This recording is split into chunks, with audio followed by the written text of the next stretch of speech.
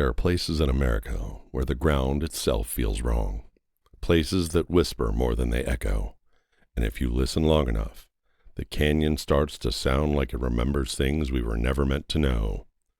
Among the layered sandstone cliffs and family-friendly trails, tonight we head deep into the depths as we explore blue flames with no heat, canyons that appear and disappear, disembodied voices, and military no-fly zones as we take a deep dive into the Grand Canyon with the Veritas Project. Hey everybody, welcome to the podcast, the Project Investigation Collaboration, brought to you by the Veritas Project. And as always, we're here with our gracious host and founder of the Veritas Project, Robert Wiki Bob Curtis. Hello. And I'm lead investigator Todd Boyer, and welcome everybody. Yeah, welcome in. Oh, so what's going on in local news, Bob? Well, we have our 3i Atlas update, apparently. That's the thing. I've seen a lot of stuff about this now.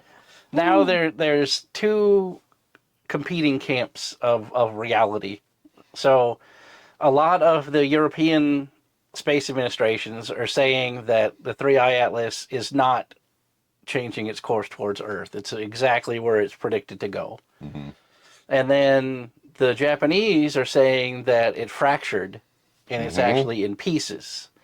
And then Avi Loeb came out and said that it throttled up when it left the sun and it's giving the signature of an engine.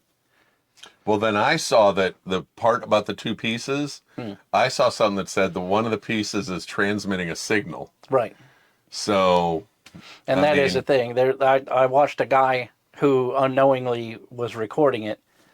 He's a radio enthusiast, and every night he turns his radio on and he scans for radio frequencies. Mm-hmm.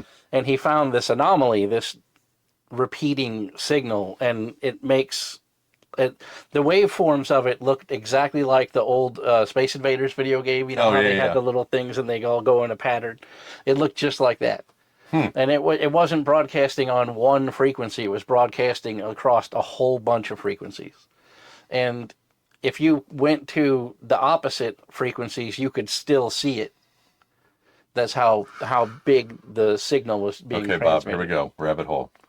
What if the whole thing wasn't to slingshot around the sun? What if they got pulled into the sun and managed to make an emergency swing out of the sun and now don't have enough power to continue, and it's an emergency broadcast for help? Right. They're like, Next thing you know, we're going to have ships showing up out of everywhere. We failed our slingshot maneuver, so they had to call back to Regulus 7 or whatever and get some help. That would be, if ships start showing up, that'd be wild. I mean, that's craziness.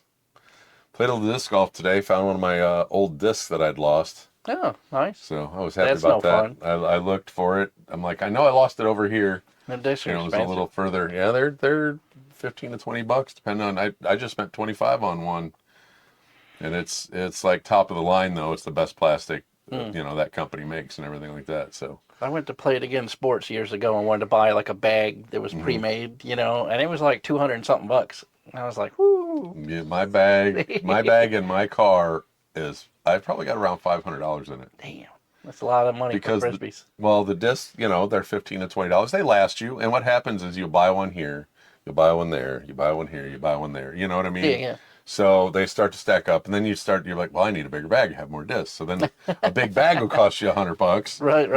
And then pretty soon you got 20 discs in there at $15 to $20 a pop, That's what the guy said. He's like, well, this driver disc or whatever, the long distance disc, by itself is $100 and something. I'm like, oh, no way. Must be some collectors. So, no, thank you. Oh, so today we are going to do a deep dive into the Grand Canyon. Yeah. And this is something that Bob and I have talked about doing for a while. Mm-hmm. Simply because there's a lot going on in the Grand Canyon that we're not allowed to see via the government. Yeah. So there's a lot of places in the Grand Canyon that are straight up off limits. Right.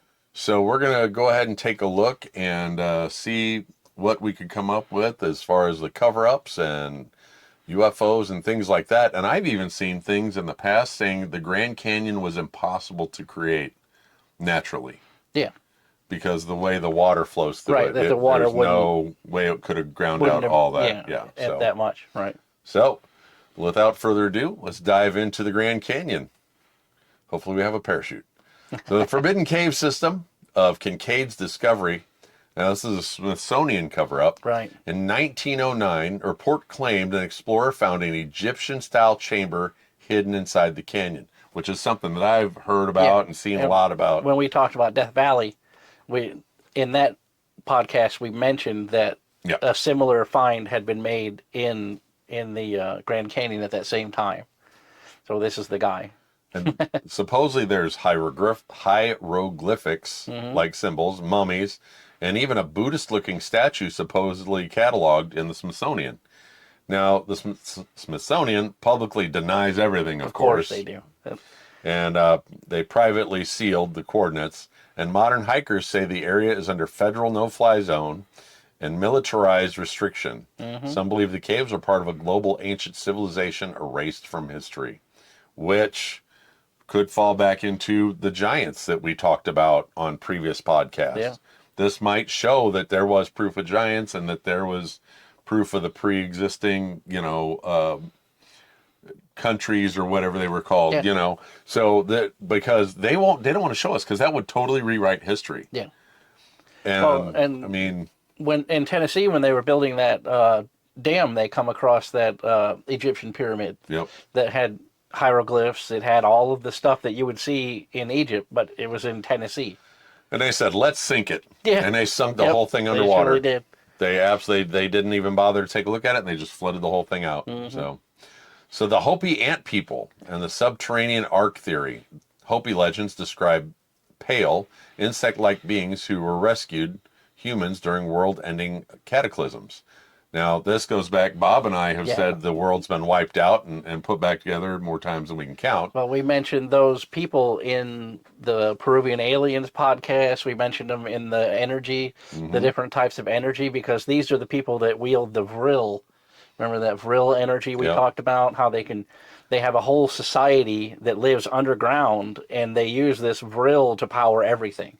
They have their own sun down there. It's an entire copy of our ecosystem, only underground. And the ant people supposedly live inside enormous caverns beneath the canyon, drawings carved in the canyon walls that look shockingly like humanoid ants. And some conspiracy theories claim these beings are still down there, and it parallels between the Hopi legends and the modern gray alien description. So this could be an offshoot of another alien race. Yeah. That could be down there. How many times have we talked about how aliens are under the sea, aliens are under the crust? Yeah. We've talked about that so many times. And recently Congress has come out too, and they said that when they were debriefed about UFOs and aliens, that they weren't aliens. And he couldn't say what they were, but he says they are not from another planet. That's all he could say.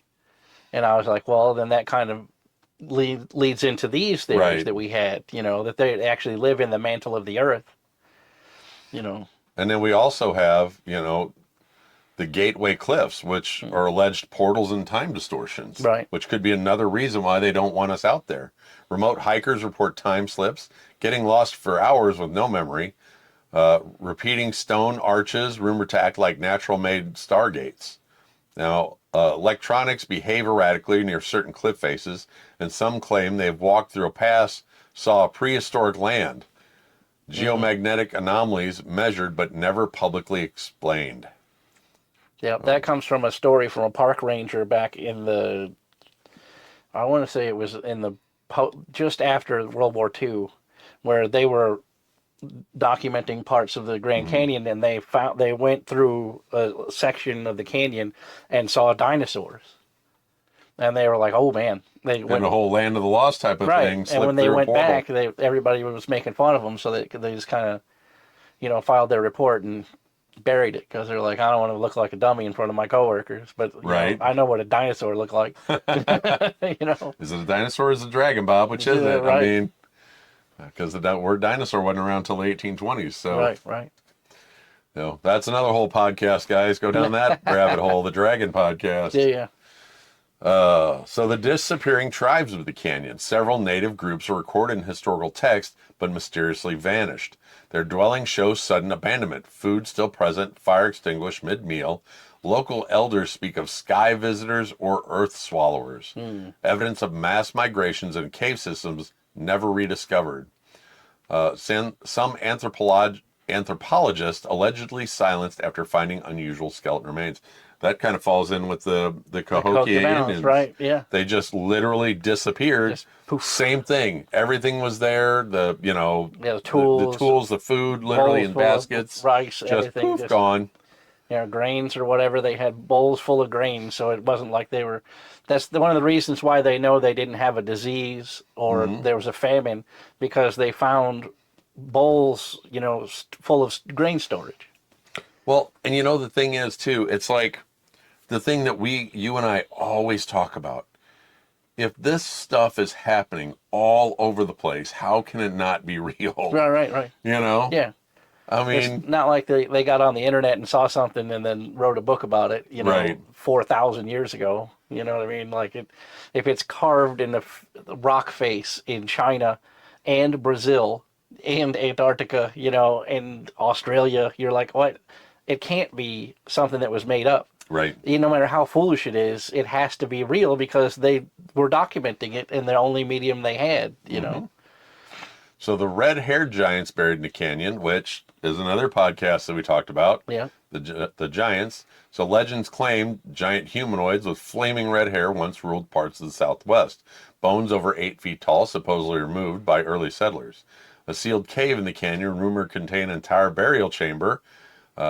Tribal stories tell of conflicts between giants and humans, and monitored whistleblowers claim government crates labeled giant remains were shipped to D.C. Go back to the Giants podcast. We totally did a deep dive into that burial chamber. Yep. We talked all about that because that was when I brought up for the 70th time that the dirtbags of the Smithsonian steal all of these artifacts. Every time somebody finds something cool, the Smithsonian shows up and like, oh, we're gonna do a study on this, and it's never seen again. Yep.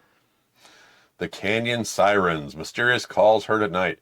Campers report voices echoing from deep canyon walls in languages no one recognizes. Audio recordings capture harmonic tones resembling underwater whale calls, and some think they're air pressure anomalies, others say interdimensional communication. The calls often precede sudden drops in temperature, and people who investigate the sound source frequently go missing. And that's another podcast we did. People who go missing in the national forest. In the national forest. Yeah. Gee, everything is culminating here into the Grand Canyon. Right? Like this is like a revisiting of all of our last podcasts. So the cold fire phenomenon, blue-white flames seen flickering on canyon floors that give off no heat. Witnesses say the flames retreat when approached. Some believe it's natural gas reacting with unknown minerals. Occult researchers claim it's spirit activity or ley line energy discharge. A few hikers say they saw shapes walking through the flames. So, man, where could that be? I mean, obviously it's not going to be gas, because gas would give off a heat. Swamp gas, right? Right? So if it was natural gas, you'd have heat to the flame. Well, unless it was like from like alcohol. Well, that's true. Where it was you didn't feel it. Yeah, it just burns. So, I mean, it'd still be hot, but yeah, but it's like when the Formula One drivers catch fire. You don't even know because they're just standing there like, oh, wait a minute, I'm hot all of a sudden. Yeah, but they're saying there's no heat coming from these flames. Yeah. Not no light. So, And it also says that when they approached it, it went away. Yeah, it went away. Right. So it was hot after it, or you know what I'm saying? Like, right. It's not like they jumped on it. Yeah, make up your mind. Yeah. Little loophole there. Well, that's a little plot hole. I mean, I know they talk about steelies. Little blue flames in China and parts of the Orient where they talk about like it's a entity. It's like you can interact with these blue flames, and they have that same kind of thing. So shadow falls. Okay, these entities, the cliffsides where shadows appear even in total darkness, shadows move independently of the people standing there. Some are tall, some small. None match human proportions. Photographs taken here often show stretched, distorted humanoids. Locals believe this is an ancient curse marking sacred land. I don't know about curse, but shadow figures for sure. Yeah, I mean, shadow figures. could easily be. And that could be a thing, like we'd always talk about how shadow figures can't exist in the daylight. So it could be In the middle of the desert, they got kind of trapped there. they're stuck, so they hide in a person's shadow, right, to try to make it to the next shadow so that they can get back to a cave or someplace where they can hide for the rest of the day. That could be a thing there, they're just in the middle of the desert and there's no Or other maybe there's shadow. a whole civilization kind of thing there, you know, or a portal. I mean, with everything, with the no-fly zones and all that kind of stuff, I mean, who knows? I mean, the Grand Canyon is so vast. A lot of shenanigans going on out there. So, the lost city of Sipapuni. The Hopi legends say this was the birthplace of humanity beneath the earth. Supposed entrances, small but deadly vertical shaft in the canyon. Birdwatchers occasionally report glowing chambers hidden below, and geologists have privately admitted some areas sound hollow beneath the rock. So believers think an entire underground city still exists, sealed for centuries, which is a very high possibility if we go back to the previous civilizations, of having a civilization there. Something wiped everybody out, and here we go again, but the civilization is still there. How many times have we seen with them using LiDAR and all kinds of that stuff in the jungle and find entire civilizations in the jungle? And an entire village, or a city even, that's just underneath the canopy and is completely abandoned. And so why couldn't there be something in the Grand Canyon? Yeah, it could very well be. I mean, that's an easy jump right there. Yeah. I mean, that's a step. That ain't even a jump. That's just a logical step. So, I mean, but why, oh, why would they want to keep it from us? There's something going on more that they don't want us to know about. And it's one of those things that the government does all the time where they're like, oh, there's nothing to see here. Like, well, dummy, if you had just not said nothing, then we wouldn't. Exactly. Because now I got to go look. Don't say there's nothing. Just, if you hadn't have said, like, don't, you're not allowed to come in here. Like, well, why? Why are my employees telling me that I can't see something out? You know what I mean? We're the government. Like, that's not how the government works, buddy. So let's jump into Bob's favorite, the UFOs. Right. Hundreds of sightings occur every year, but rarely hit the news. Lights emerge straight from cliff walls, not the sky, and some orbs dive into the Colorado River like it's a landing strip. Excuse me. Rumors of submerged craft detected on sonar, and tribal stories speak of the sky canoes long before modern sightings. Yep. So there's another possibility of underground aliens. They talk about that a lot, even in the Skinwalker Ranch, that there was a hangar built into the wall, and they would fly their craft in and out of it, and then when they abandoned it, they just detonated that whole thing and closed it up. But the hangar is still in there, they think. That could be something with this, too, where the aliens or whatever had built hangers into the wall, and they could use a 4D hologram to cover it up, and then you would never even know. Yep. Living rock phenomenon. Reports of boulders that pulse faintly like breathing. Rock faces that shift position overnight. Documented by park workers, some rocks emit low infrasound frequencies that induce hallucination. Legends claim the canyon itself is alive and aware. Certain formations act like records, replaying past sounds randomly. I wonder, that could fall into the voices category too, that we just talked about earlier.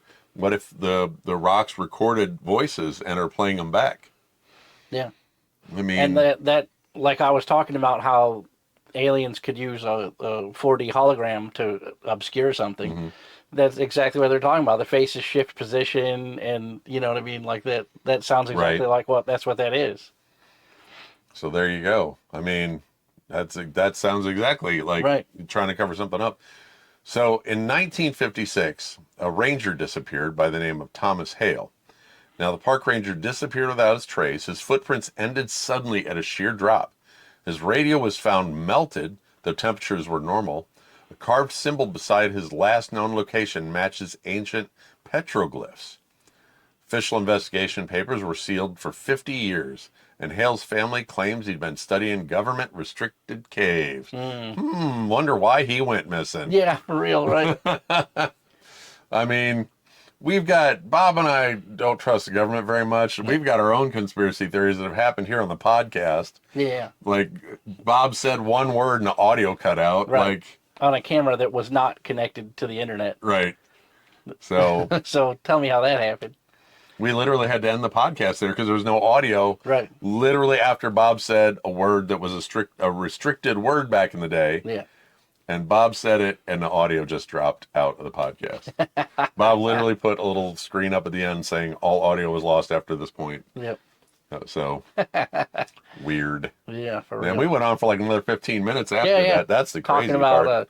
alien aircraft power supplies and, Mm-hmm. and all of the stuff that they reverse engineered. And, yep, the camera didn't record any of it. It just, boop, shut off. Recorded video, but no audio. So, the Grand Canyon mummy exchange rumor. Old miners claim the government quietly took dozens of mummies from the canyon. These weren't Egyptian. They were something else entirely. Obviously, if they were here, they weren't Egyptian. Right. So supposedly traded to a private organization for military technology research, and some describe elongated skulls and six-fingered hands. A few crates were leaked in an old manifest document, then scrubbed. You know, that's funny they bring up a six-fingered hand, because if you look at all the things for aliens, they think that more evolution is less fingers. Right. So, Yeah, they're talking about the Greys. Yeah. And the Greys only have, They have three three fingers. So that's kind of wild that these mummies would have six instead of less. I've seen that kind before. of an interesting. I know that's where that specific thing came from, but I've seen that in alien drawings where they have, An two extra, thumbs. yeah. Two thumbs. Now that actually would be a good evolution. Yeah. Have two thumbs, because your grips on things could go either direction and better. Yep, that'd be wild. Super grip, man. You'd be the best football receiver in the world if you had four thumbs. Oh man, that means the guy from Princess Bride was an alien, Right. because he had six fingers. My name is Inigo Montoya. Right, because he was after the six-fingered man that killed his father. Lastly, the Veiled Canyon, a place tourists swear wasn't there yesterday. Every few years, hikers report an entire side canyon appearing where none existed. When revisited later, the canyon's smaller or gone completely. These reports cluster around equinoxes and geomagnetic storms. Theories include dimensional overlaps or mirage-based illusions at impossible scale. Some people claim to have walked into this temporary canyon and found artifacts that don't match known cultures. That's a wild one. That is pretty cool. I haven't heard that one before, but that's pretty darn cool right there. Then that really makes, okay, so once again, equinoxes and magnetic, you could go once again back into what Bob was saying about, covering it up holograms with the holograms, right. and maybe a storm or something caused the hologram to fail, and they could see into the canyon or get into the canyon for that moment or for that period of time. And then maybe they realized somebody saw into the canyon and then just made the canyon look smaller, right, so they wouldn't go in. They wouldn't far. go further back in. Yeah. If anybody knows, if you go deep into the UFO rabbit holes and talk about 4D holograms, see, we have 3D holograms that we can create, but they're from one observable point, right? So you have to be looking directly at it for it to look 3D. But the 4D projection of a hologram can be viewed from any angle. And also the fourth dimension on it is mass. So their hologram actually, if you threw a rock at it, it would bounce off. It's like the holodeck in Star Trek. So it has, length, width, depth, and mass.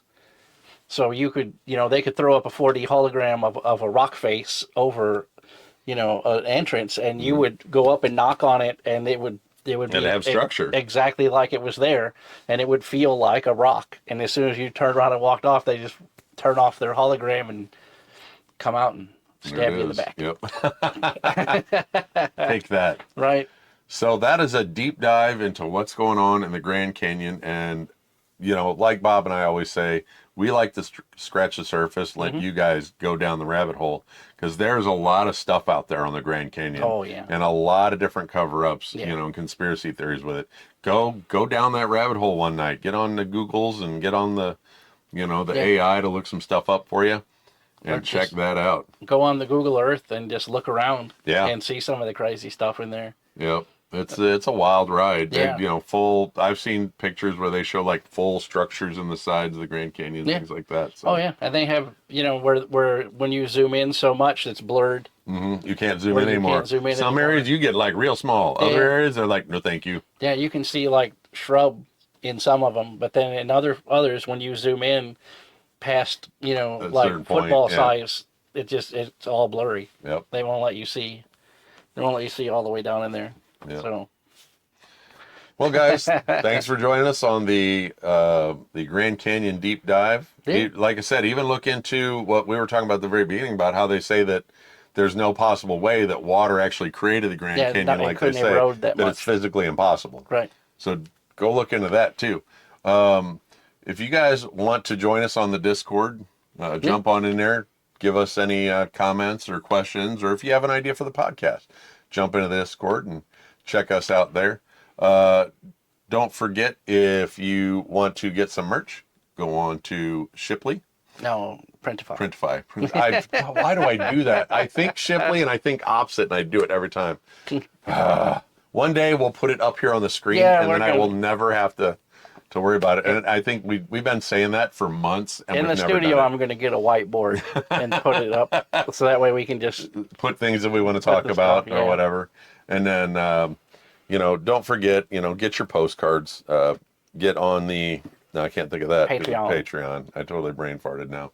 My brain fell out. I'm sorry.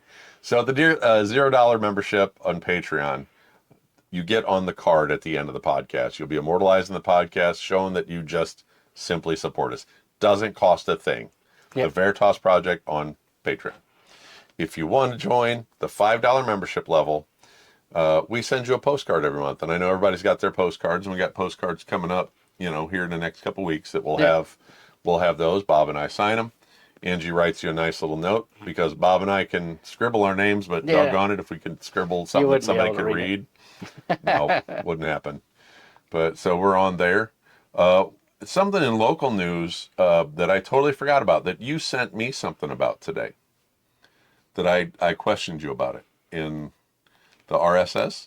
Oh, the RSS. I've been updating our Spotify, and now instead of just Spotify, you can sign up on Linkshare or whatever it is and get our RSS feed on whatever podcast platform you use. So there you go. Use Amazon Prime or, whatever it is. So now we're everywhere. Yeah. So if you want to check us out, we are absolutely everywhere now. Yep. So I put out 2 more on Spotify today. Right on. And don't forget, go check out Bob on Facebook. Hey. RS Curtis 73 on all the social medias. Blue checkmark guy on Facebook and Instagram. Yeah, how about that? So he is out there and about there. If you want to check out some older stuff, put that out there last week. Investigator Todd on Facebook. I've got some really great older stuff. Yeah. Really good stuff on the iOvilus app. Yeah. I've got some really good evidence for that on there. So if you want to look at some old ghost stuff of mine, because otherwise we give it all to you now. I mean, that's where we don't hold anything back. You guys get to see everything now. Yeah, right. So when you come here. But if you're, watching us here on YouTube, like, comment, share, hit the notification bell. Our watch hours have actually picked up again. Yeah, we're up over 300 again. So that's good for us. Have we hit over 14? What are we at now? Did you look today? I didn't look at what the thing is. We're in the middle of where we need to be for the first, for super chats and all that. Right on. So we're going to hit it. Yeah. We're moving on up. If you're watching us on TikTok and you're new, make sure you follow Bob up at the top and me down at the bottom down here. And don't forget, TikTok people and you people on YouTube that are also on TikTok, follow the Veritas Project on TikTok. Bob will go live 9 a.m. on Mondays, Central Time, and I'll jump in there and we'll chit-chat. You can catch us live while Bob edits the podcast and puts all pictures in and all that good stuff. Yep. So Thank you guys once again for your support and following us. We get our energy drinks. Oh, don't forget about Dubby. Sorry about that. Yeah, Dubby, our partnership with Dubby. Dubby Energy. Use the code Whole Truth, all one word. Get 10% off. I actually drank some this morning. I had some this afternoon. So I love it. It's good stuff. Good stuff. Doesn't have a hard crash. Good natural energy drink. I know. Robin, investigator Robin, she drinks Dubby. Yeah, She enjoys it. That's my new thing now. I walk right past them at the gas station. Yeah. I'm like, I don't need any of this anymore. The only hard for me is giving up the carbonation. Yeah. So the carbonation, but I thought, well, I wonder if I put it with carbonated water. Yeah, Soda Stream. So that would be cool too. You make your own carbonated Dubby. Yeah, there you go. There you go. It's good stuff though. All kinds of good flavors. Yeah. But thank you guys again for joining us and supporting us on TikTok and on YouTube. On behalf of Bob, Angie, Kay, Robin, and myself, we really appreciate you guys. And don't forget, stay curious and find the truth, and we'll catch you guys next time. Bye, everybody. See ya.